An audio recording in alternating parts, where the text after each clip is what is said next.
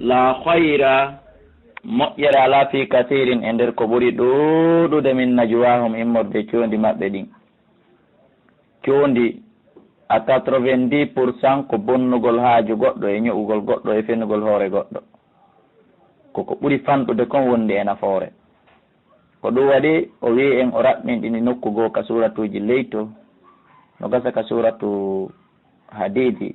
e afwan ka suratu mumtahana ma ka hashiri o inni ya ayuha alladina amanu o wi woɗɗite condi o wi innama najwa min ashaitan. condi ko immorde iblisa. yimɓe wota jaɓu wonde sondodiroɓe. Allah daali moƴƴere ala e nder ko ɓuri ɗuɗude min najwa immorde condi maɓɓe ɗin illa man amaro, si wona on yamirɗo bi sadaqatin sadaka yo itte nodda goɗɗo o sondomo miɗo faalayo en okkor kaari hunde kaari, aw ma'rufin ma yamirɗo ko moƴƴi, aw islahin ma moƴƴingol baynannasi hakkude yimɓeɓe. kala condi tawɗi wona gotele ɗiɗo tati ma ko nandita tawi ɗiɗo haray condi ɗin ko harmuɗi. oman yafalu dhalika kala huuɗo ɗum ibtigaa tawi ko ɗaɓɓugol mardatillahi yarluye Allah, mbimana kala nodduɗo goɗɗo sondimo kono ko fiyo sadaka itte, ko fiyo moƴƴere waɗe, ko fiyo hakkude haɓuɓe moƴƴintine, hara ko warri ɗum kadi ko fi Allah, fa sawfa nu'tihi Allah daali arayme yoɓamo ajiran jodde aziman mawnude. wa man yushaqiqi rasula kala lundiɗo nelaɗo min ba'di ma tabayyana lahu lhuda, immorde ɓaawo ɓanganimo feeñanimo peewal ngal, wa yattabi'i o jokki ghayra sabilil mu'minina, hara wona laawi gomɗiɓe ɓen o ɗaɓɓi ko jokka, wallihi min fewtinaymo ma tawallaka o fewti ɗon, awalegoye men akkidaymo e ko o suuɓi kon keferanka ko ngon waɗa solihi min sunniroyamo jahannama yite jahannama, wa sa'at yite jahannama boni masira ruttorde. toujours sababu nuzul on ko hore tu'uma ɗo en gaynal tu'umatu bun ubayrikin, ko kanko e fami makko ko ɓe waɗata kon potto yiiden ɓe sondodira solution hombo ɓe warrata ha ɓe hetta gonga, ko saabu ɗum Allah jeppini o sa aya ɗa la hayra moƴƴere ala fi kathirin ko ɓuri ɗuɗde min ajami condi maɓɓe ɗin. ɓa yeehi kadi ha wuri o wujjinne laaɗo Allah sallah sallam yammiri jungo makko ngon taƴe o murti o hooti ka heferaɓe makka, o hooti e keferankaku ngu. Allah jeppini o aya awa gasi kala lundiɗo nelaɗo on ɓawole o andino gonga kan, o silmi o naati ka dina, o andi ko ɗum ɗon peewal, o tawi pas o acciti ɗum ɗon ko jokkoyi laawi heferaɓe, Allah dal min fewtinama kamin fewti ka o fewti ɗon. inna allaha anden Allah la yahfiru o yafata ko an yushraka bihi nde o shirkante fes, o yahfiru himo yaafo noon ma duna dhalika on bakkato mo hewta shirku liman yasha wonande ummo yiɗi yaafade. reno ɗen e shirku musidɓe julɓe, shirku bonnay golle moƴƴi. nokku goo Allah noddine laaɗo o daali la in ashrakta la yahbatanna amalaka, ko ammi ɓuuri yiɗude e dende nangal tagore nden, kono Muhammadu wallahi hay an si a sirkimi bonnay golle maɗen. reno ɗen e shirku. wa man yushirki billahi kala shirkanɗo Allah fagado dalla raygom ɗi o majjir dalalan e majjire ba'idan woɗɗitinde e gonga. in yad'una ɓe ala rewde min dunihi ko hewta Allah illa inakan sona in koytum, wa in yad'una ɓe ala rewde illa shaytan sona shaytaniru maridan murtudu la'anahu llahu desa Allah huɗiɗu. wa qala o dari ko wi kanko iblis o inni Allah a majjini Allah en haɗi a yaltinilan ka aljanna sabu adama o, min kadi la attahidanna laamu on ko laamu kasam nunu on ko nunu tawkid, wallahi mi jogitoto min ibadika immorde jiya e maɗa ɓen ko fanda noon ko ibnu adama nasiban geɓal ngal mi jeeyani hoore am mafurudan fardangal ngal mi kasida e goɗɗo komi yaada yiite, ɓay woni mi yaha yiite mi lutta, mi heɓay geɓal molanangal immorde jiya e maɗa ɓen komi yaada yiite. walaw dillannahu wallahi mi majjinayɓe Allah mi haalanima mi ɗaynalima, walaw manniyannahu wallahi mi yelinayɓe mi jokkina ɓe yelaji tun, taw si mi heɓay ɗum ɗo, taw si mi hewtay ɗo, taw si mi daɗay ɗum ɗo, mi jokkina ɓe yelaji fiyoɓe hinnono ɗin ɗon objectif ji maɓɓe laatora ha ɓe perda julde nden, ɓe perda darsu on, ɓe perda hajju on. et puis wala amurannahum mi yamirayɓe fala batte kunnayɓe seeko adanal an'ami noppi nemoraɗɗin jaka en andi sekugol noppi nemoraɗɗin jaha en andi ko golle cheytane ko yamirore cheytane. allahumma si wona seekan kon seeɗa on ari e hadise selluɗo nelaɗo hino seekay noon noppi nayi ma ngeloɗi addaɗi ɗin zakka fi mande fiyoɗi faytodiri fiyoɗi sendodiri e ɗiya hedditiɗi, kono ko seekan kon seeɗa hon, siko seekan kon seeɗa hon woni sunna ko nelaɗo waɗayno ko amma coni se kande jande ila ka nawrunu fuɗi ɗon ha ley haray ɗum ɗo woni yamirore iblisa o wi kadi wala amurannahu wallahi mi yamiraɓe fala yughayyirunna yoɓe sansu halqa allahi tagu allah ngu e jaka ɓe on ɓe wujade produit tokka peɗa tokka mèche tokka mbaykoji hay ɗin mbaykoji hino tokkede joni wonande worɓe ɓen femboɗa accaɗa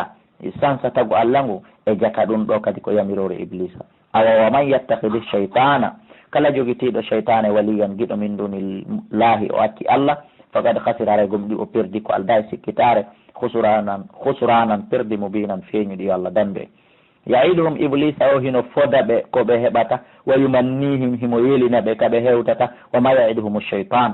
cheytane ala ɓe foɗude illa gururan sona hoɗo ulaika ɓeɗo ma wam temporde maɓɓe nde werde maɓɓe nde jahannam ko yiite jahannam wala yajiduna ɓe heɓata kadi an ha ga yiite ngen ma hisan takkorgal si natama ka yiite goɗɗo heɓata gaykum heɓata lekkum heɓata pitahum kayno tan yawmi takkoɗo heɓata miiru mi yawmi takkoɗo harangu leydi yiite ngen hewtatala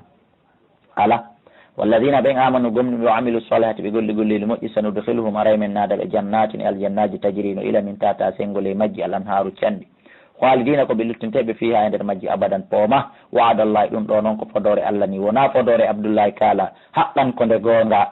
waman asdaqu ene ko hombo foti gongude min allah ha hewtiti allah qilan e konngol ala gongowo ha hewti allah subhanahu wa taala allahuma jalna ma'af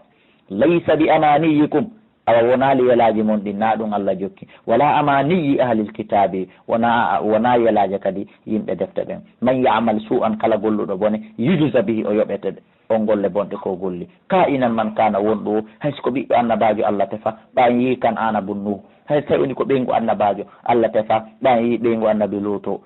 hayso ko baba annabajo allah tefa ɓan yi azara walidi ibrahima jibinɗo annabi ibrahima kala golluɗo gollal bongal o yoɓete ɗum wala yajidi lahu heɓantakemo min dunillahi ko hewta allah waliyan guiɗo wala nasiran wona wallo o sababu nusulu ko ɗum woni ko allah daari ɗo wona yelaji mon ɗin jokka wona yelaji yimɓe defte ɓen ko julɓe ɓen e alyahudaɓe e yimɓe defte ɓen ɓe mana alyahuda e nasara ɓe yeddodiri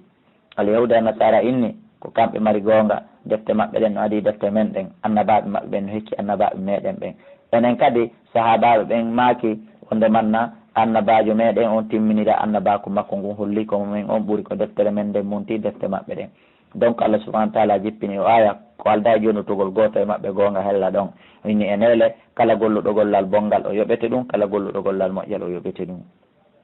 o man yamal kala golluɗo min assalihati immorde golle moƴƴe min dakarin immorde gorko o on sama debbo charti on wa huwa yo taw tun kanko mumin ko gomɗinɗo e jaamo wiyali la ilaha illallah e taw e jaka tawɗo wona gomɗinɗo kala gollal moƴƴal ngal o golli o yoɓatake wa huwa muminum koye taw hara ko gomɗinɗo so golli golle moƴƴe ɗe fa ulaika hara ɓeɗo yadkhuluna aljannata ɓe naata e aljanna wala yulamuna ɓe toñatake na ɓiran yeri kiifel tamaro oman ahsan ala moƴƴinɗo ala labinɗo dinan dina mimman aslama ha hewtiti o jebbilɗo waji haw yeeso makko ngol lillahi wonande allah wa huwa tawa kanko neɗɗo muhsinum ko moƴƴinɗo golle wattaba o jokki millata ibrahima dina ka annabi ibrahima rewri allah kan hanifan kanko ka few kan wattakada llahu saabu allah jogitike ibrahima annabi ibrahim khalilan jaatigui musidɓe julɓe allah jogito en jaatigui walillah ko allah waɗani ma fi samati dendanangal kon konko kammuli wa ma fil ardi e kon kon ka leydi wa kana allahu allah laatike bi kulli shay'in e kala hunde muhitan ko fu ɓutuɗo wa yastaftunaka hiɓe landadema finnisa fiiɓe sonnaɓe ɓoli wiyatoɓe allah yuftikum o humpitino on o yewtino on fihinna fiiɓe ko homɓe jombete e ko homɓe woni jombatake so jombiɓe ko honno wuridir ton e maɓɓe woma yutula e konko jangga aleykum e dow moɗon fil kitabi e nder nde deftere fiyatama nisa fi alyatimaɓe sonnaɓe ɓen allaatiɗen laatuna hunna tawɓe on jonnali ɓe ma kutiba lahunna konko farlanaɓe ɗum woni teŋe on wa tarhabuna elehi ɗon faala an tabki wonnande jombotonɓe ko yo jonnuɓe teŋe on taw so on andi ɓay huleteɗo ala so on jombiɓe on jonnitataɓe haqqeji maɓɓe ɗin ɓuuro an inni haray ko yon accu ɓen ɗon ɗon fanki huma taba lakum yahon jombon kala newani ɓen immorde rewɓe hedditiɓe ɓen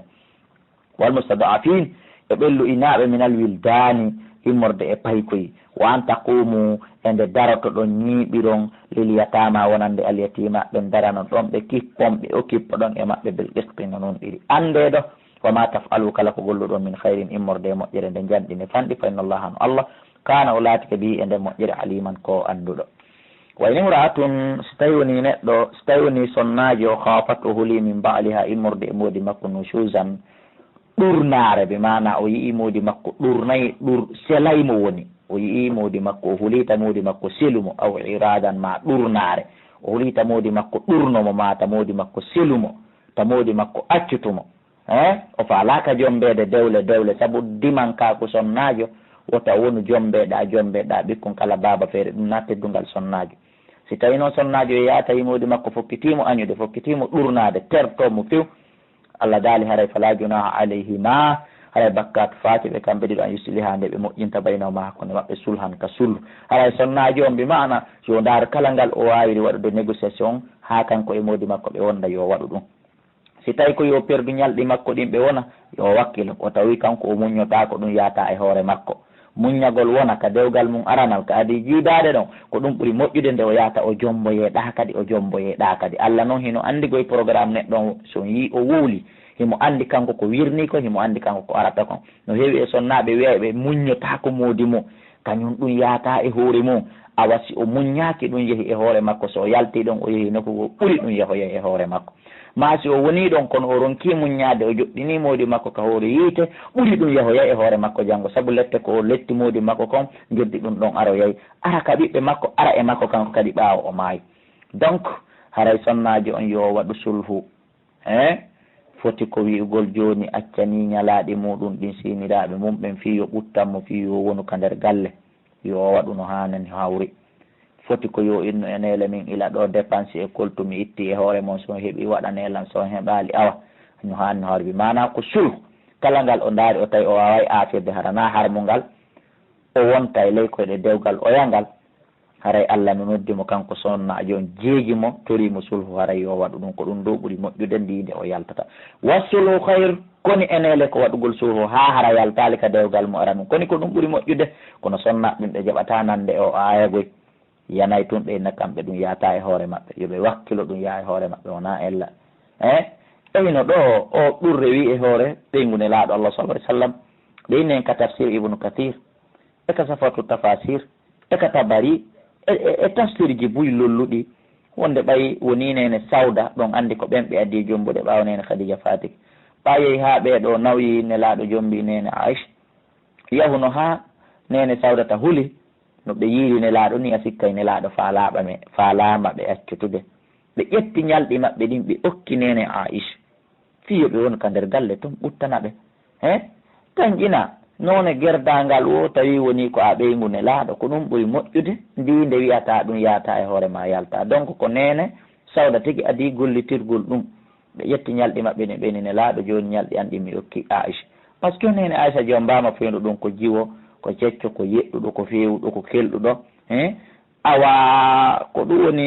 jiwon kon welata fotude e yummirawo labaɗo on welata fotude e kanuɗo on ɗoftiɗo on welata fotude e yedduɗo on donc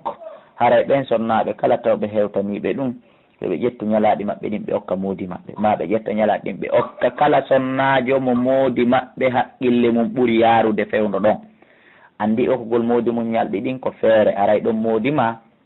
komo o faalawo o naɓanta ñalɗi ɗin ƴettugol ñalɗi ɗin okka sinirawo mum go o ton mo tawata ko on ɗon woni président on fayda fewdo ɗo ko galle ɗum ɗon kadi ko feere aray ɗon ñalɗi ɗi okkuɗa ɗin moodi ma ko ɗon ko naɓatati donc aray sonnaɓen ɗo ko ɓe wattil Allah noon inni wa hudiratil anfusu shuhha wonki noon tawnirama ndereran kaako ɓe mana kulol o sonnaji gollitiro e ndereran kaako ɓay kaari sodanama ɗum min kadi ko ɓemi sodane ɓay kaari walama kam min kadi ko ɓemi waala oron kamum ñaade o wawa hoore makko a wonoyay saabu yo yaltu hara moƴƴanamo wayin to sinu so moƴƴini ɗo ko ono worɓe woni haalanede fi oyano kaani ma o nawyi ma o nawni onon kadi wayin to sinu si o moƴƴini wa tattaqu on huuli Allah on fonniɓe fa inna Allah arayno Allah kana walatika bima ta'malun e kon ɗo ngol be kon habiran ko humpitiɗo Allah dal no walan tastati'u on wawatago e an ta'dilude ɗum ɗo ton baynani say hakkude sonnaɓe walaw harastum hay son haɓɓitike ko fi honɗum hiɓe ɓurdi ɗoftare woɓɓe goo sa wi accu ɓe accay sa wi a busata o busata sa wi walu darade walay darade a hewtiti a wi ka golle a tawa himo jooɗi habbi ma o jaɓɓotoma o ɗowtete e sifa ɗimpiiji oɗa sa wi wota yahu yahay sa wi jooɗo daro sa hewtiti ko ya noddu téléphone ma ko ya nelu pay koye ɗaɓɓita so yiire e hoore kara an e ko nanta andi ɓeɗo wawata fotude ɓurɗo ɗoftade o ɓura yiɗede e junngo mawdi mum teddungal mum e sonnade ko woni tun onon worɓe ɓen kadi Allah hino adressade e men o wi fala tamilu wotan oño noon kadi kullal mayli tala oñande ɓeyni pullo fou tawi sa daariri kular ndu no ndu kanniri a waray ndu donc wona onon kadi on daaru mettere fi e bonnere ñakanko sonnajo wi on jogoray mo noon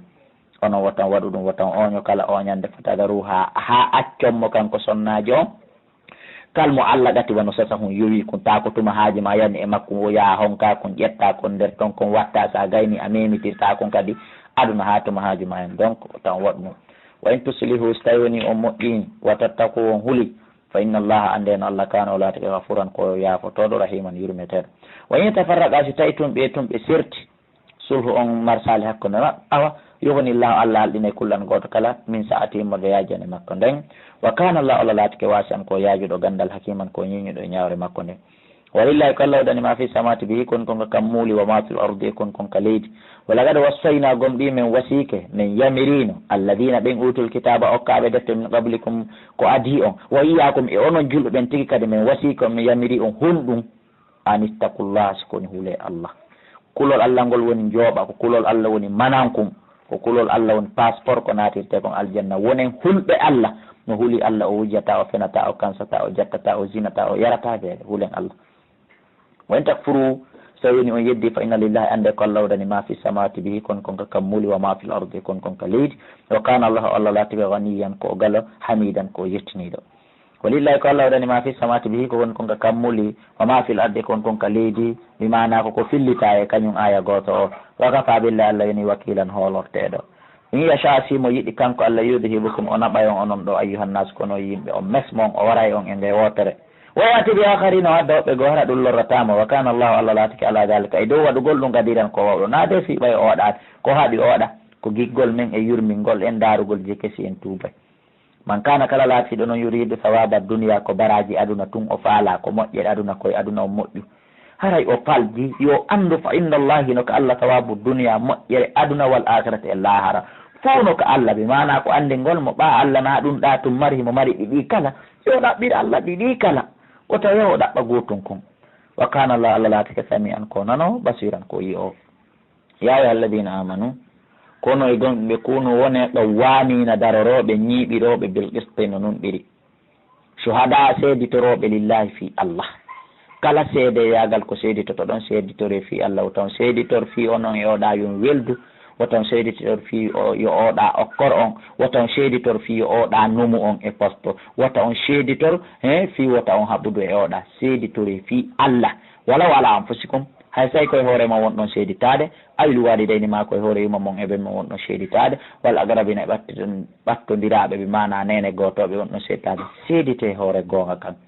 in yakun so laatake kanko monɗon seettade hoore mum o ganiyan ko patron aw faqiran